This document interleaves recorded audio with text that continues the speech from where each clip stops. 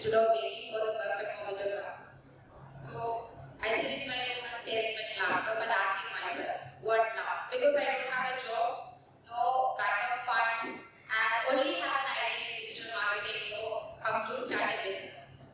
But most of the people think that entrepreneurship is all about starting the right things at the right time with the right funding. No, it's all about how we are starting it with the right decision.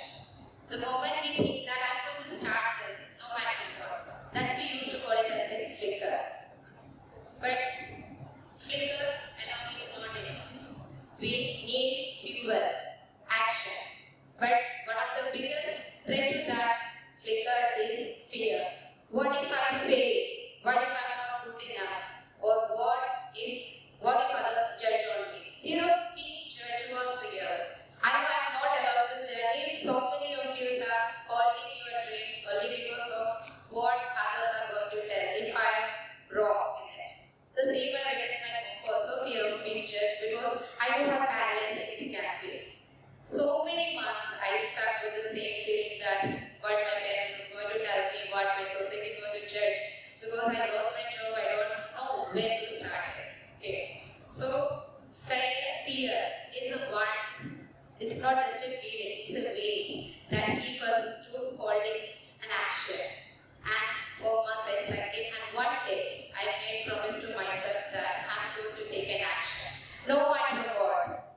Okay, one step at a time, whether it's sending a message to my clients or reaching out the clients, posting a content, whatever it is, one action at a time I decided to take. When I started taking an action, I saw that the things getting better. So not overnight, step by step, my business started growing.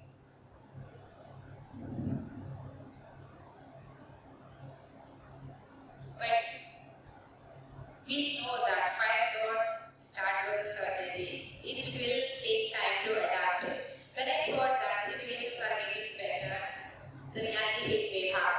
There were the moments the funding was very low, and there were the clients, what I expected that the clients will close as easy as expected.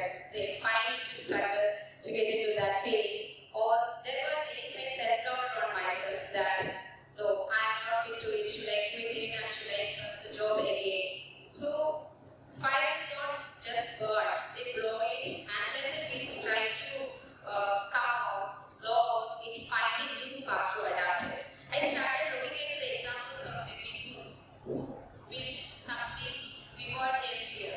Take an example of Google. When Larry Page and Sergey Brin, when they built the Google, they were not sure that the search engine would work. They were not sure that whether they can achieve it or not. They started from not waiting for the perfect moment. They launched, adapted, and improved over the time. And Google today is one of the leading companies in the world. Take an example of Mercedes-Benz. When Carl Benz created a first automobile engine, the people were laughing at him an idea of a horseless carriage.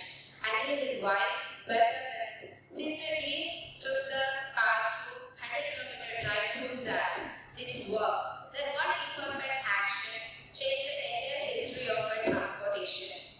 And these two stories taught me something powerful. No one start everything figured out. They just launch it, adapt it, and improve over the time. The difference between those who succeed and those who don't is this.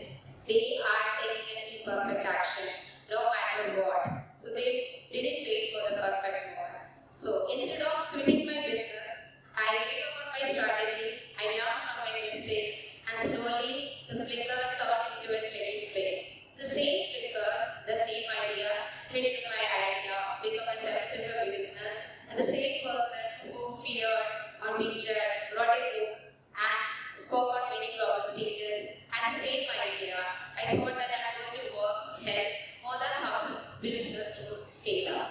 So this is not just my story, it's a story of every entrepreneur, every dreamer, every leader who refuses to let this spark die. So think about the examples of many startups. They started in garages. There is a revolution. They started they all are started with a flicker. They don't stop when the fear comes or they adapted over a time. So how you can keep your fire alive? You need three things. One is discipline. So maybe this is if everybody is thinking that's why this word, because the consistency, the discipline, it's very important.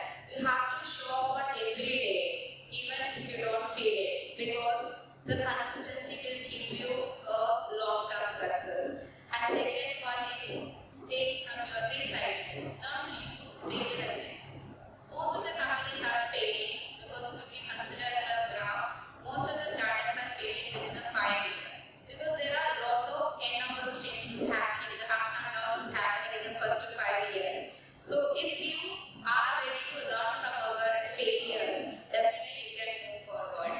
And third one is connect with the right community. Surrounding yourself with a right mindset people, that is very important. If you are in a toxic environment or if you are not with the right people, so definitely our dream cannot be achieved over time. So ensure that you should surround with the people who will keep your fire burning, because no fire burns alone. It needs others to help to burn. So as you leave here today, ask yourself, what's that flicker inside you? What's that dream? What's that ambition that you have been holding only because of your fear? And what's that stopping finding that flicker into a dream? Because the world doesn't need the people who are waiting for the perfect moment. The world needs the people who are willing to take an imperfect action. So take that spark, protect your spark, fuel your fire, and let it burn bright enough to change the world. Thank you.